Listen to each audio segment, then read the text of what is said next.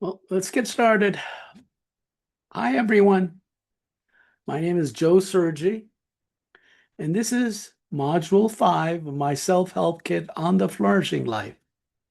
This is the audio-visual component of Module 5. For more detail, you could read the script version of this module on Michael's website. Michael stands for the Management Institute for Quality of Life Studies. The URL address of Michael's is miqols.org. The title of this module is Flourishing Activities in Family Life. Again, let me repeat, Flourishing Activities in Family Life. Okay. Family life extends beyond the household. Family life often involves children, parents, siblings, and other close relatives. Family structure tends to differ for those who are single, divorced, or widowed, and as a result, family members are likely to be defined differently in these households.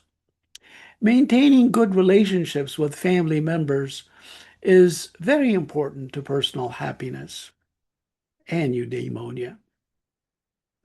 For those who are divorced, maintaining a good relationship with your ex is equally important. Maintaining a good relationship with family members requires significant time, effort, and money. This includes childcare, schooling, meal preparation, caring for the sick, elderly, household chores, and shopping for family needs, among many other essential tasks. In contrast, flourishing in family life entails injecting excitement into the family mix.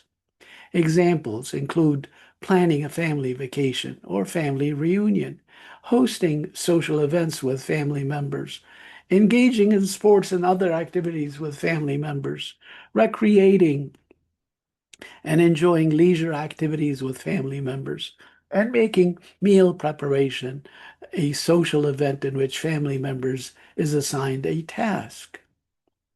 The focus of this module is on flourishing activities in family life rather than maintenance activities.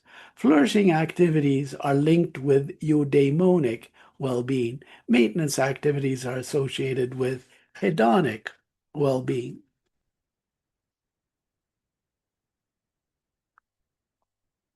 Let's start out by asking the question, what is family well-being? So let's define it. Let's begin by discussing definitions and conceptualization of family well-being from a psychological vantage point. These include family life quality, satisfaction with family life, social and family functioning, and family quality of life. So let's start out with, again, family life quality. There's a popular perceptual indicators of family life quality scale. The measure is theoretically grounded in resource theory. It involves items related to six resources: love, status, services, information, goods, and money. An individual's evaluation on family life essentially reflects the degree to which the family environment satisfy personal needs for love and affection, that's love, respect and esteem, that's status, comfort and assistance, that's services, communication resulting in shared meaning, that's information, ownership of personal things, that's goods, and money for personal use, that's money. As such, family well-being researchers equate family well-being with family life quality as measured by the extent to which, again, family members feel that they have those resources. Again, let me let me repeat what these resources are: love, status, services, information, goods, and money. Then there is the concept of satisfaction with family life. Well-being researchers have conceptualized family well-being in terms of several constructs, such as marital satisfaction, satisfaction with children, home life, family, parenting, and family relationships. An example of a measure developed on this concept based on this concept is the Kansas Family Life Satisfaction Scale. The measure comprises four sets of self-report satisfaction statements: family, relationship with spouse, relationship with children, and children's relationship with each other. We also have the concept of family functioning, which is broken down into five dimensions: mutuality, communication, conflict and harmony, parental concern, and parental control. Finally, we have family quality of life. It's another conceptualization comprised of several dimensions. The first dimension is parenting quality, and it involves several dimensions such as parental and maternal knowledge of their children's behavior, paternal and maternal expectations of their children's good behavior, paternal, maternal monitoring of their children's behavior, paternal, maternal discipline of their children, paternal and maternal parenting style based on parents' degree of demandingness of their children and responsiveness to their demands, and parental and maternal perceived control of their children. These are, subcategories of the first dimension, which is parenting quality. The second dimension is parent-child relational quality, and this involves several other subdimensions, so to speak. These these are parental maternal trust in their children and children's trust in their parents, children's readiness to communicate with parents, and children's satisfaction with parental control. So after defining, family well-being using these different definitions or conceptualizations, we need to ask the question, does family well-being contribute significantly to eudaimonia? And the answer is absolutely. There is substantial evidence that family well-being plays a significant role in eudaimonia. Let's consider some evidence.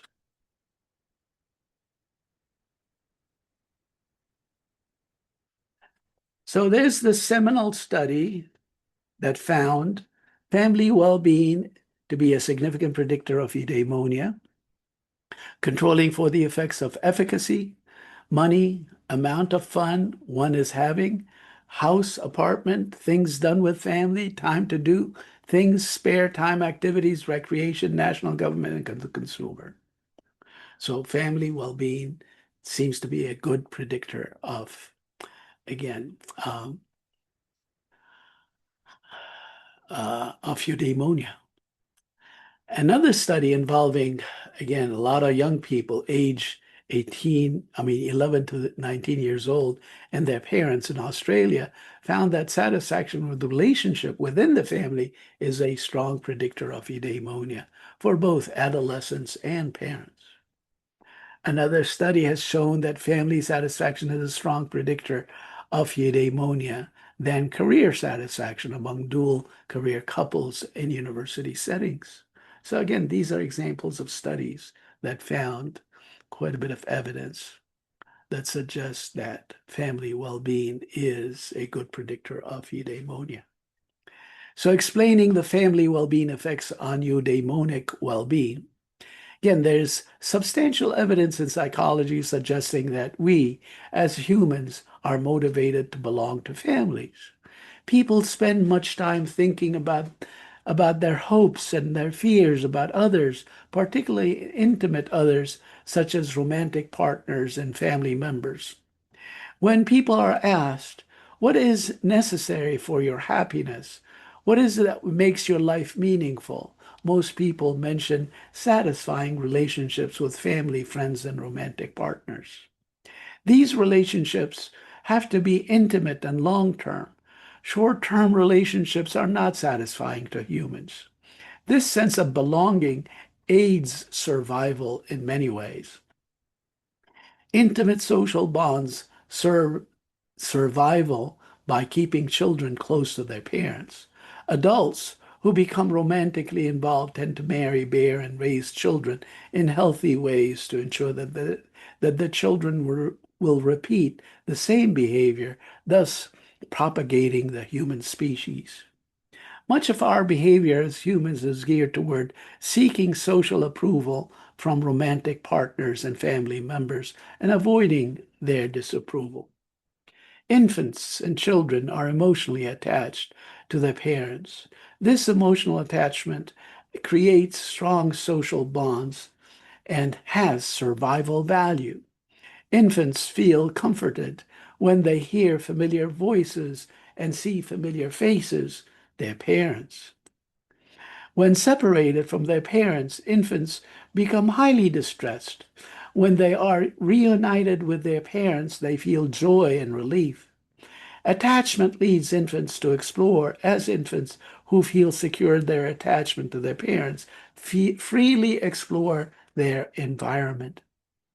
By the same token, those who do not feel secure in their attachment to their parents exhibit fear and anxiety and cling to their parents, seeking security through their through their parents.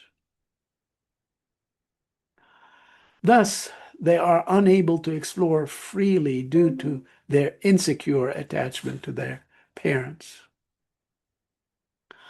Okay, so let's now talk about, again, those activities that ultimately feed or foster family well-being. These are shared experiences. Shared experiences. There's one set of flourishing activities that enhances the sense of relatedness among family members. These are shared experiences. Shared experiences foster connections among family members. These experiences deepen bonds and strengthen relationships, which in turn contribute to eudaimonic well-being among family members. Shared experiences include, I'll give you a list of what those shared experiences, types of activities. Cooking and dining, for example, hosting potluck dinners and cooking new recipes together. Engaging in hobbies and learning new things, such as starting a new hobby like painting, yoga, or playing games together. Tackling home-related tasks, such as organizing, cleaning, or doing household chores together to make mundane tasks bonding opportunities. Engaging in meaningful conversations, such as creating, practicing, or reviewing shared experiences to discuss personal growth. Sharing family history by looking at old photos and recounting past events. Maintaining family traditions, such as creating family legacies with continuity and memories, such as holiday and birthday celebrations, special Sunday breakfasts, and annual vacations. And engaging in new adventures. For example, trying new activities together, such as hiking, visiting new places, or learning new sport-related skills, traveling to new tourist destinations, and the like. That's sort of the gist of those activities that, again, help contribute to what we call family well-being and ultimately eudaimonia. On that note, I'm going to close this module and say bye, and I will see you in the context of the next module, which would be module 6.